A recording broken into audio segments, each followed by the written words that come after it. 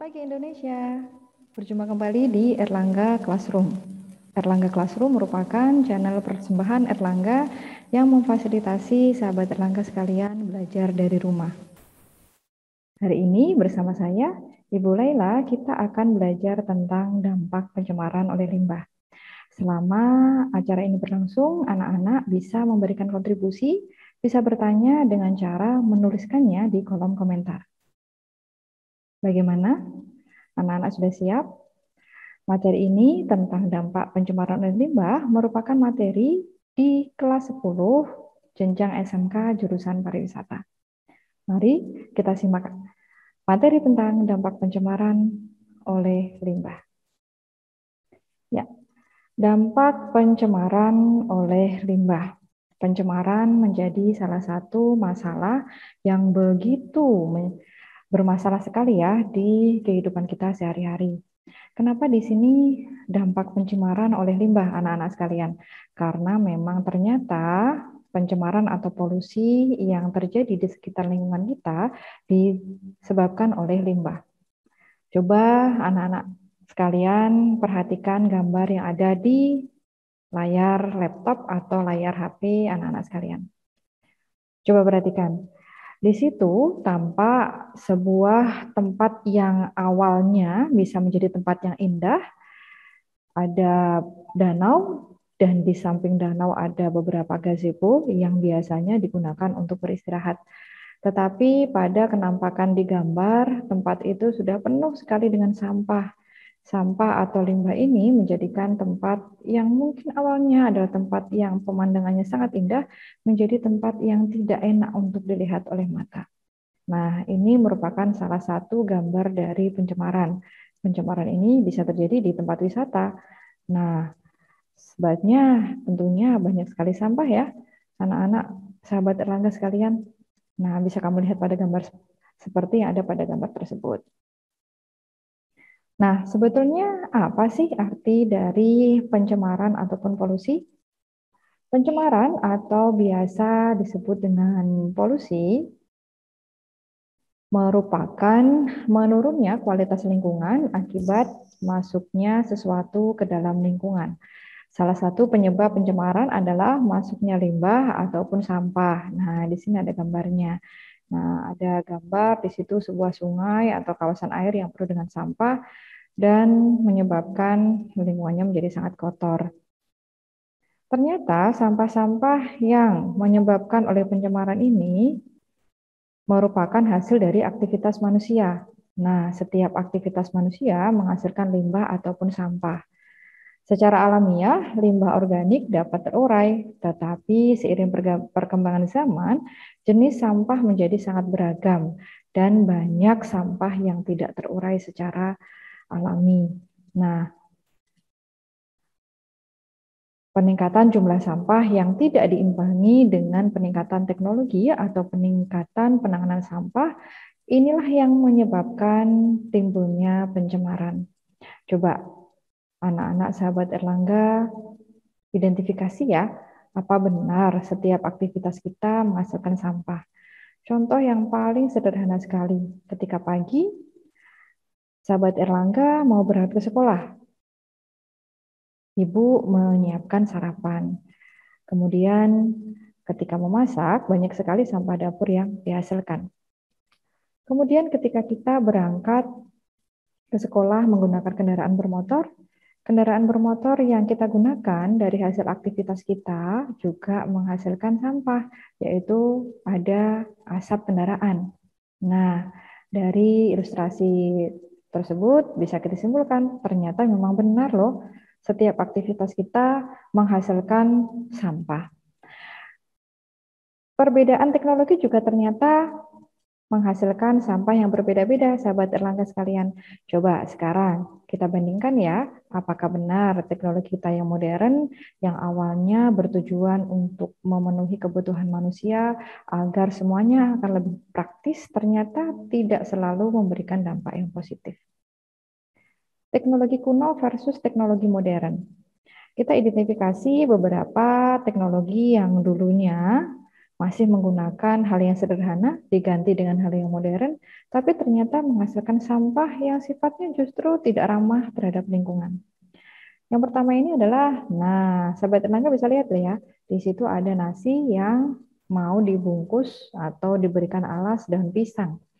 Ya, daun pisang itu adalah teknologi yang sangat kuno, konvensional yang dulunya digunakan ketika kita akan membungkus nasi. Nah, daun pisang yang sudah tidak terpakai, ketika kita buang ke alam, nah dia bisa terdegradasi atau terurai secara alamiah. Tetapi sesuai dengan perkembangan zaman, peningkatan teknologi, sekarang ini banyak sekali kemasan yang lebih dianggap praktis. Nah, salah satunya untuk membungkus nasi ini. Bisa kamu lihat di situ ada sebuah kotak makan yang terbuat dari plastik ya. Nah, bentuknya lebih bagus, lebih praktis, setiap lauknya bisa dipisah, tidak tercampur dengan nasi, tapi bagaimana akhirnya ketika kotak makan ini tidak dipakai? Ketika dibuang, apakah bisa langsung terurai secara alami? Nah, tentunya sahabat Erlangga bisa memberikan jawaban ya, bahwa kotak plastik ini tidak bisa terurai secara alami. Contoh selanjutnya adalah, nah ini adalah gambar dari tas belanja. Nah, tas belanja ini dulu ibu pakai untuk pergi ke pasar atau pergi ke swalayan di mana tas belanja ini bisa dipakai secara berulang. Tetapi sekarang ini penggunaan tas yang bisa dipakai berulang kali diganti dengan tas sekali pakai atau biasa disebut dengan tas plastik. Baru-baru ini tas plastik ini sudah digantikan kembali ya dengan tas yang bisa dipakai secara berulang. Tetapi masih banyak juga yang menggunakan tas kresek atau tas plastik sebagai pembungkus pembelanjaan. Nah, bagaimana kalau misalnya tas plastik ini digunakan terus-menerus? Bayangkan, misalnya ibu pergi ke pasar, ada 5 pedagang yang didatangi, ada 5 tas plastik yang didapatkan ibu dalam satu hari. Kita akumulasi, jika ibu belanja selama 1 minggu, selama 1 bulan, waduh banyak sekali ya tas plastik yang dihasilkan oleh ibu. Itu baru seorang ibu. Bagaimana kalau dalam satu rukun tangga? Tentunya banyak sekali sampah plastik yang dihasilkan dari aktivitas belanja ke pasar. Nah, ini menunjukkan bahwa tidak selalu teknologi modern menghasilkan dampak yang positif. Dan ternyata aktivitas kita memang menghasilkan berbagai jenis sampah. Selanjutnya adalah teknologi yang mendukung mobilitas kita, sahabat Erlangga sekalian. Di situ bisa kita lihat ada sepeda yang tidak memakai bahan bakar. Kalau kita bandingkan dengan sepeda motor yang menggunakan bahan bakar, tentunya aktivitas ini sama, tetapi hasilnya berbeda. Ketika kita menggunakan sepeda kayu, kita tidak menghasilkan sampah ya. Mungkin kita hanya merasa capek ya dan menghasilkan banyak karbon dioksida dalam sistem pernapasan kita. Tetapi berbeda ketika kita menggunakan sepeda motor. Sepeda motor atau mobil ini menggunakan bahan bakar supaya bisa berjalan. Nah, penggunaan bahan bakar inilah yang menghasilkan sampah berupa asap. Nah, asap dari kendaraan bermotor ini menyumbangkan jumlah polutan dalam lingkungan. Jika polutan ini terlalu banyak, tentunya lingkungan ini akan menjadi tercemar. Ada satu lagi contoh yang sangat sederhana. Nah, perhatikan sahabat Erlangga sekalian, di situ ada gambar ayam goreng. Nah, ini adalah salah satu menu kesukaan sahabat Erlangga ya tentunya. Nah, kalau dulu orang menikmati ayam hanya dengan cara yang sederhana, digoreng atau dibakar ya. Nah, dalam proses penggorengan dengan kompor gas tidak menghasilkan limbah yang berarti ya. Tetapi bagaimana kalau ayam ini diolah dan diproses menjadi nugget? Bayangkan dari daging akan digiling, diproses ya. Kemudian ada proses steam atau pengukusan dan ada proses packing dan sebagainya. Tentunya berbagai tahapan atau step yang dilewati daging ayam ini menghasilkan banyak sekali sampah dalam aktivitas produksinya. Nah, disinilah mengapa hasil sampah yang diproduksi, nah sebagai hasil samping teknologi modern tidak memberikan dampak yang positif terhadap lingkungan. Mari kita akan bahas satu persatu dari setiap pencemaran. Pencemaran ini menjadikan lingkungan menjadi tidak sesuai dengan peruntukannya. Lingkungan yang awalnya digunakan sebagai tempat hidup kita, tempat yang nyaman, ternyata setelah dikotori oleh limbah atau sampah, tidak selalu menjadi tempat yang nyaman. Setidaknya ada 3 lingkungan yang akan dibahas, yaitu tentang lingkungan air, lingkungan udara, dan lingkungan tanah. Kita akan bahas satu persatu ya, sahabat Erlangga sekalian. Yang pertama adalah pencemaran udara. Nah, pencemaran udara ini adalah polusi yang terjadi di lingkungan udara. Udara ini merupakan hal yang sangat penting bagi kehidupan kita ya, sahabat Erlangga sekalian. Seperti kita tahu bahwa fungsi utama udara adalah sebagai penyedia oksigen untuk makhluk hidup, sebagai sumber respirasi makhluk hidup. Baik manusia, tumbuhan, ataupun hewan memerlukan oksigen yang terdapat pada udara dalam upaya mereka melakukan respirasi. Kenapa kita harus berespirasi? Karena respirasi yang kita lakukan ini menghasilkan ATP atau energi yang tentunya akan kita gunakan untuk beraktivitas setiap saat.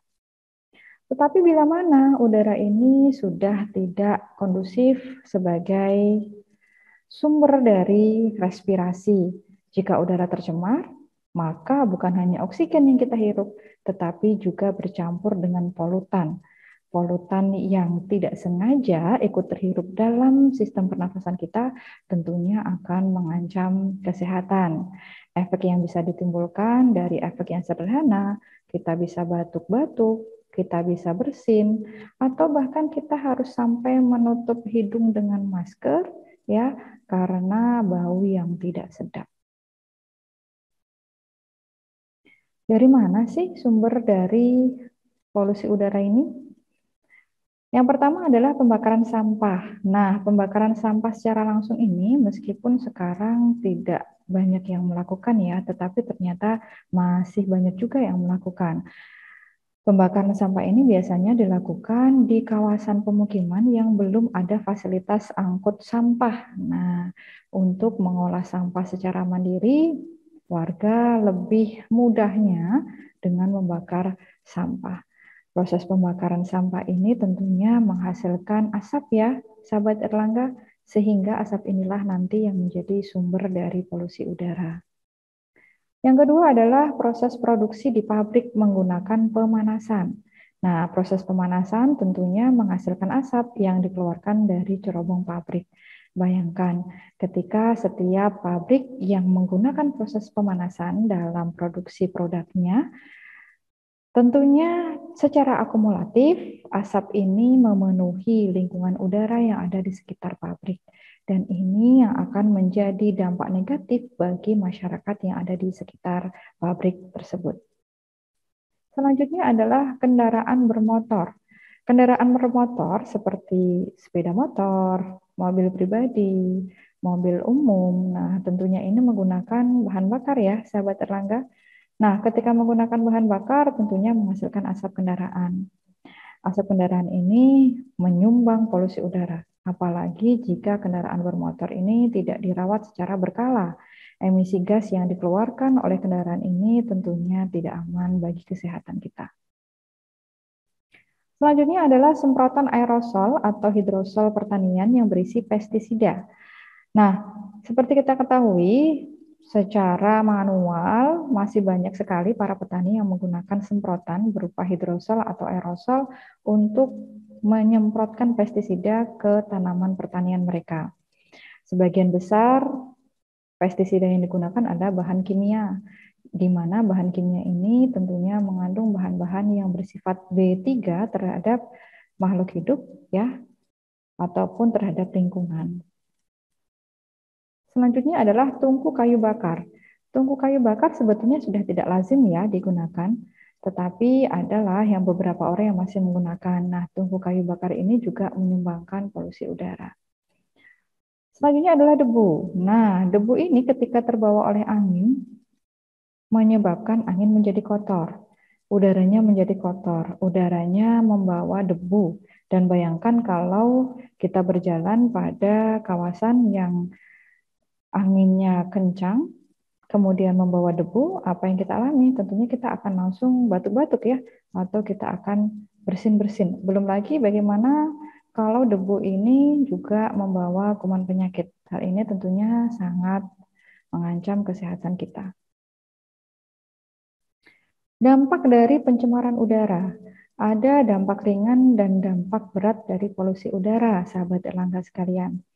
Dampak pencemaran udara ini menyebabkan dampak berupa polutan yang terhirup. Nah, ketika polutan ikut terhirup pada saat manusia bernafas, hal ini tentunya menimbulkan berbagai keluhan kesehatan. Udara yang tercemar juga mengganggu keseimbangan tanaman pada lingkungan.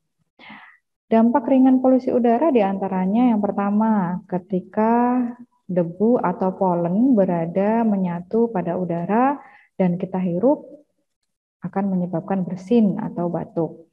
Yang kedua, suara bising. Suara bising juga merupakan salah satu jenis dari polusi udara. Nah, ketika pabrik atau kita berada di sekitar area kereta api, nah deru kereta api dan suara mesin pabrik ini menyebabkan suara bising. Dan ini menyebabkan kita tidak nyaman berada di sekitar lingkungan tersebut. Kemudian ada lagi bau yang tidak sedap. Bau yang tidak sedap ini bisa muncul dari timbunan sampah atau dari polutan yang mengotori udara seperti aerosol obat pertanian.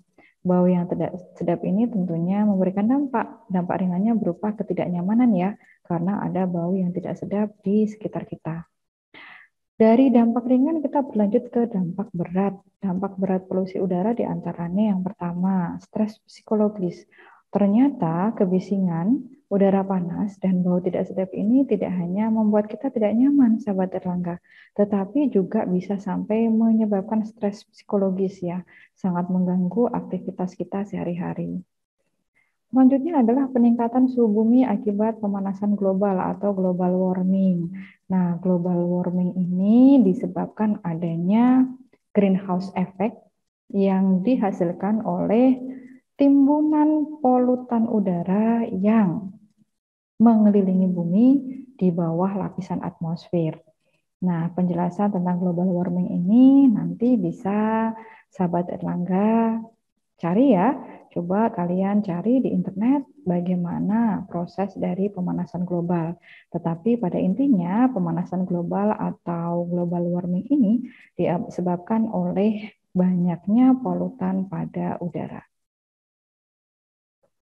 Selanjutnya adalah beberapa penyakit infeksi saluran pernafasan. Nah, ini disebabkan oleh udara kotor yang terhirup dalam jangka waktu yang lama.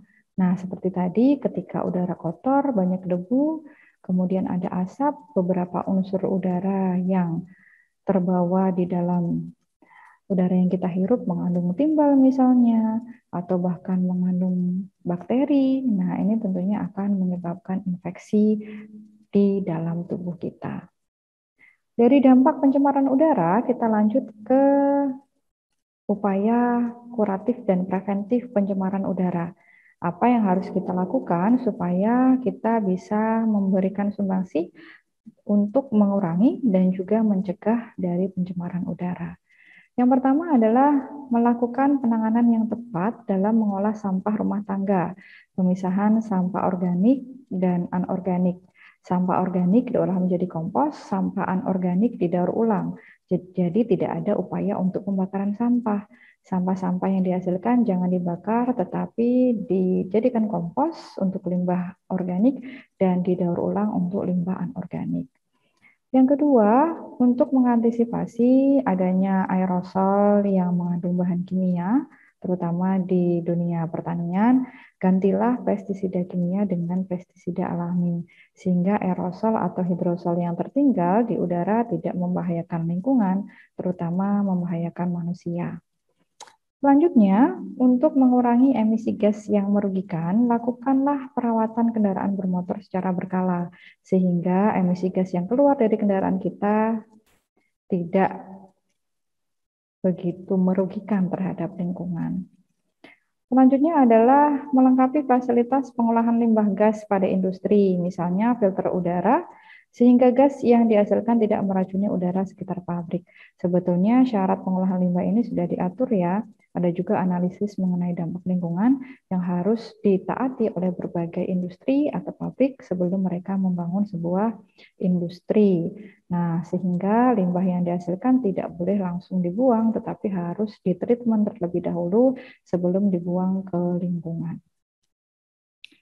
Selanjutnya adalah ketika kita masih menggunakan kayu bakar, nah dan menghasilkan asap, nah bisa dikurangi dengan mengganti bahan bakar kayu dengan briket atau gas yang ramah lingkungan ya, karena tidak menghasilkan asap. Nah, itu adalah upaya preventif dan kuratif yang bisa kita lakukan untuk mengurangi pencemaran udara. Selanjutnya kita akan mencoba untuk membahas tentang pencemaran air. Nah, selain udara, air ini juga sangat penting keberadaannya di dalam kehidupan kita ya, sahabat Erlangga. Air ini fungsi utamanya adalah sebagai sumber air bersih.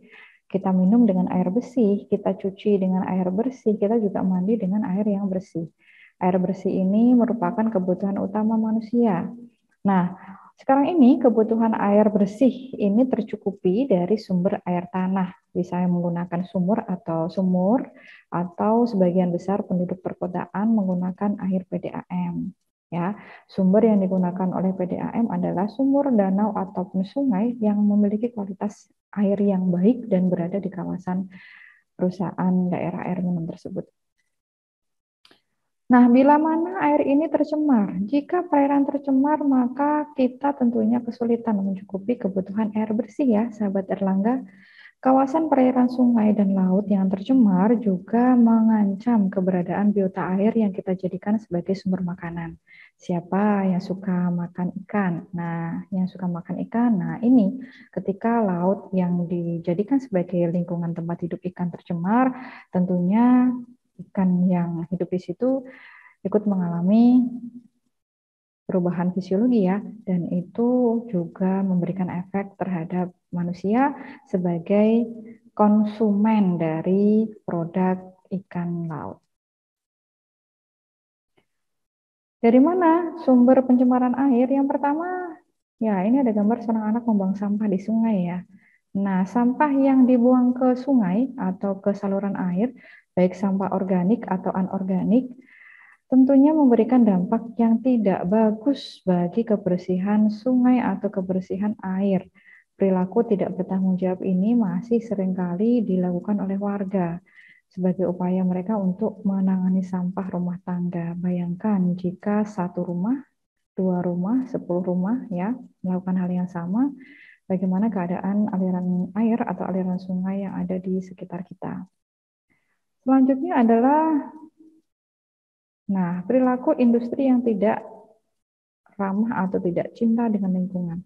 Pembuangan limbah industri yang mengandung berbagai bahan B3, bahan berbahaya dan beracun, tidak terkecuali logam berat, ke saluran air di kawasan umum, baik itu sungai ataupun saluran air yang dipakai oleh masyarakat secara umum, dan perairan umum ini digunakan sebagai muara pembuangan limbah industri, sehingga limbah industri ini tentunya mencemari lingkungan air.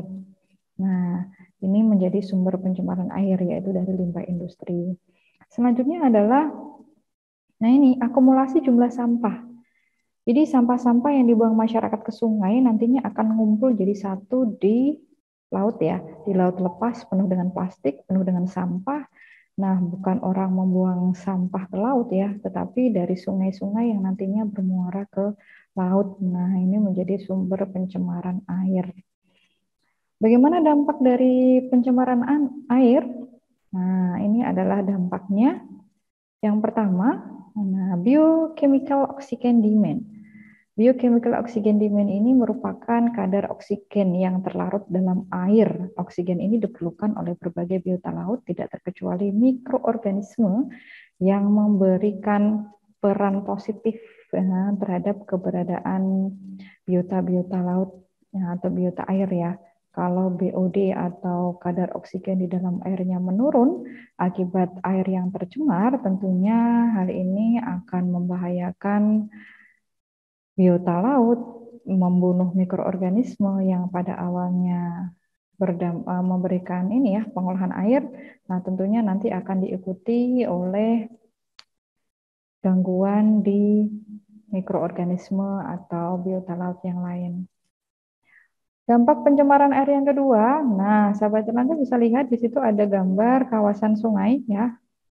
Kawasan sungai yang dipenuhi oleh tanaman hijau. Ini adalah peristiwa eutrofikasi.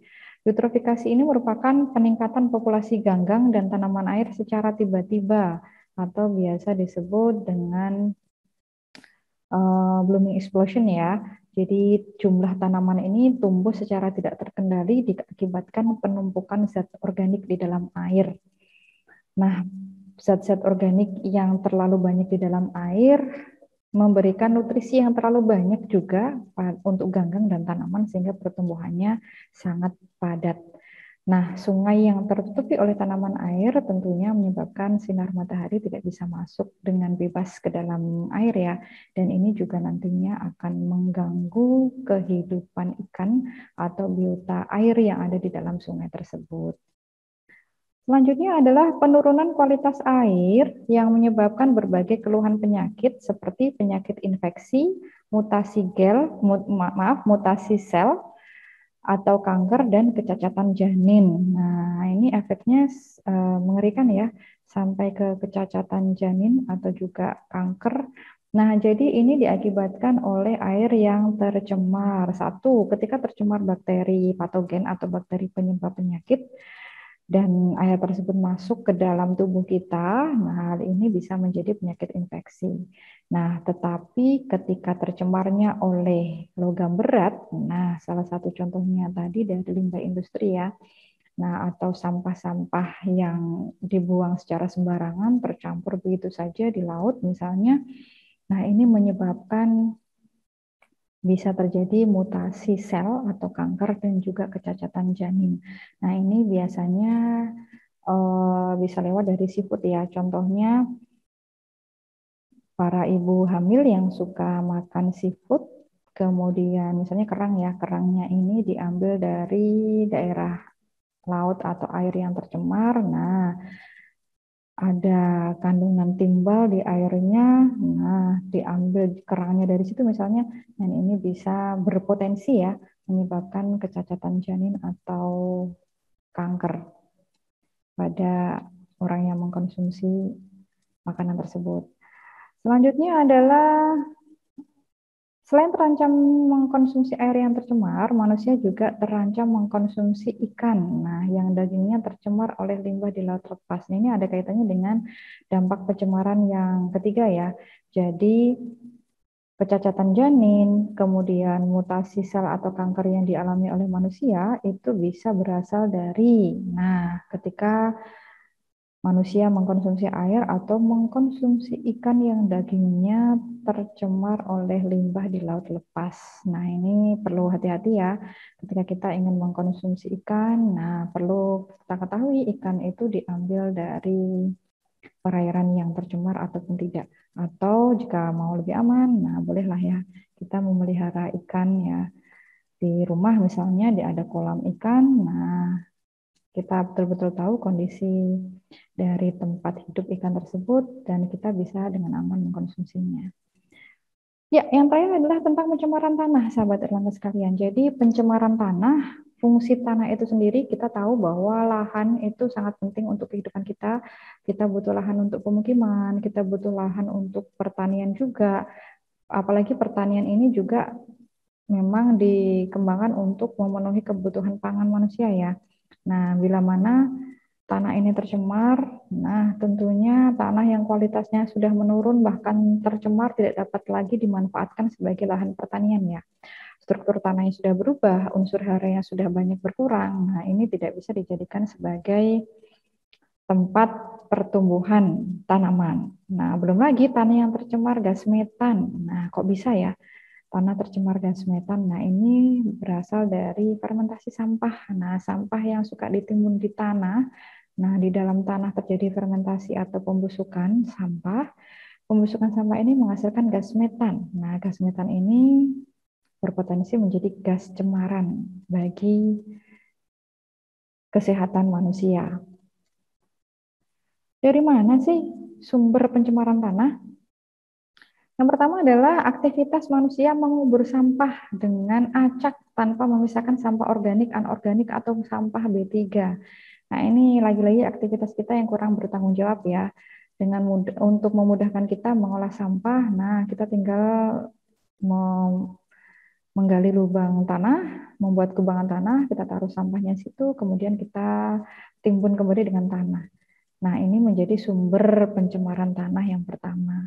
Yang kedua adalah penggunaan pestisida dan pupuk yang mengandung organoklorin. Nah, ini lagi-lagi adalah pestisida dan pupuk yang berasal dari bahan kimia ya, sahabat Erlangga. Jadi bahan-bahan kimia yang dipakai dalam pembuatan pestisida dan pupuk ya, ini menyumbangkan pencemaran tanah ketika, nah ada syaratnya ya, digunakan secara berlebihan. Nah, tentunya hal yang berlebihan ini memberikan dampak yang negatif. Ketika digunakan sesuai dengan dosis, nah memberikan keuntungan. Tetapi kalau diberikan secara berlebihan, nah ini tidak bagus ya, memberikan dampak negatif. Belum lagi ternyata senyawa organoklorin ini, sahabat Erlangga sekalian, bisa tersimpan atau terakumulasi lama di dalam tanah. Nah, bayangkan akumulasi inilah yang nanti memicu kesehatan makhluk hidup. Nah, baik kesehatan dari detritivor atau dekomposer yang ada di dalam tanah, sehingga tentunya akan mengubah tatanan ekosistem. Selanjutnya adalah pembuangan limbah industri di dalam tanah juga menyumbangkan polutan tanah, apalagi jika terjadi kebocoran. Nah, salah satu cara pengolahan limbah industri yaitu dengan ditimbun tanah. Ya, ada istilah sanitary landfill ya, sahabat Erlangga. Nah, masih ingat kan sanitary landfill? Jadi sanitary landfill ini dilakukan sebagai upaya pembuangan atau penanganan limbah, tidak terkecuali limbah B3. Tetapi ada syaratnya, sanitary landfill ini harus selalu dipantau, tidak hanya mengubur kemudian tidak dipantau ya, sehingga ketika tidak dipantau terjadi kebocoran, hal ini akan menjadi sumber pencemaran tanah yang sangat berbahaya. Selanjutnya adalah penambangan. Nah, penambangan yang meninggalkan kubangan tanah yang terbuka. Nah, contoh penambangan batu bara ya, sahabat Erlangga. Jadi, seringnya manusia ini melakukan penambangan, kemudian membiarkan kubangan tanah ini menganga terbuka ya, tidak ditutup kembali atau tidak dilakukan penanganan. Efeknya apa? Nah, karena di dalam tanah, di dalam lapisan bumi ini terdapat berbagai gas, tidak terkecuali gas-gas yang merugikan, misalnya uranium. Nah, ini ketika sudah digali tanahnya, tentunya adalah rembusan-rembusan gas yang keluar dari tanah. Nah, ini sangat membahayakan kesehatan makhluk hidup, terutama kesehatan manusia ya. Jadi, sebaiknya harus dilakukan penanganan setelah dilakukan penambangan. Dampak dari pencemaran tanah, apa dampaknya? Yang pertama, tentunya kualitas tanah yang menurun.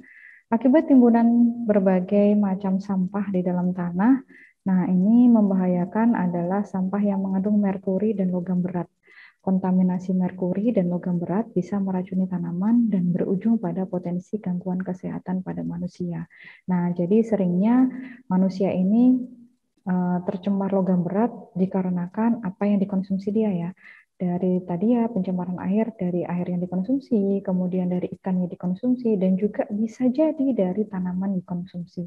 Jadi setiap kita, ketika kita mau lebih aman dan lebih sehat, nah kita bagusnya memang mengkonsumsi sayur-sayuran dari kebun sendiri ya. Nah, Jika kita tahu bagaimana cara merawatnya, tentunya kita akan bisa menjamin kesehatan tubuh kita. Selanjutnya adalah rusaknya ekosistem. Nah, ini ada kaitannya dengan perubahan struktur tanah ya. Jadi ketika struktur tanahnya berubah, nah unsur haranya kualitasnya sudah berubah. Hal ini menyebabkan banyaknya dekomposer dan arthropoda yang mati akibat habitatnya berupa tanah sudah tidak kondusif.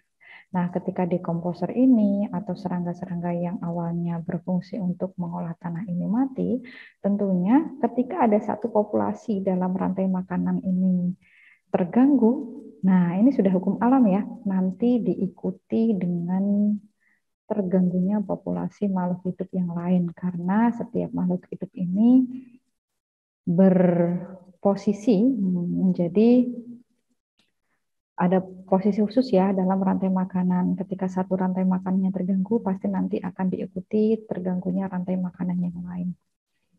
Dan yang terakhir adalah timbunan sampah di dalam tanah dilewati oleh air tanah, sehingga terdapat kemungkinan berbagai senyawa logam bisa masuk ke dalam aliran air tanah yang bermuara ke sumur-sumur penduduk yang digunakan sebagai sumber air bersih. Tercemarnya aliran air ini mengancam kesehatan manusia. Nah, bayangkan ya ketika manusia ini melakukan penimbunan sampah, kemudian karena dalam, sampah ini dilewati oleh aliran air tanah. Tentunya aliran tanah ini bisa membawa ya logam berat ya yang ada di dalam sampah. Nah, aliran air yang tercemar ini nanti masuk ke sumur-sumur warga, di mana sumur warga ini nanti digunakan untuk mandi, cuci ya, atau masak juga. Nah, ini yang memberikan dampak negatif untuk kesehatan kita. Nah, seperti itu materi tentang dampak pencemaran ya. Setelah kita mengetahui bahwa ternyata pencemaran lingkungan ini betul-betul memberikan dampak yang negatif terhadap kita, sudah sangat harus ya, kita memang harus memperhatikan lingkungan. Minimal yang harus sahabat Erlangga lakukan adalah perhatikan cara pengelolaan sampah di dalam rumah kita masing-masing. Apakah kita sudah membedakan sampah organik dan anorganik? Apakah kita sudah melakukan penanganan yang tepat terhadap sampah organik yang ada di dalam rumah kita dan juga sampah anorganik? Karena ketika kita ingin berubah menjadi lebih baik, berubahlah dari hal yang terkecil dan dari diri kita sendiri. Nah, itu tadi materi dari saya yang membahas tentang dampak pencemaran oleh limbah.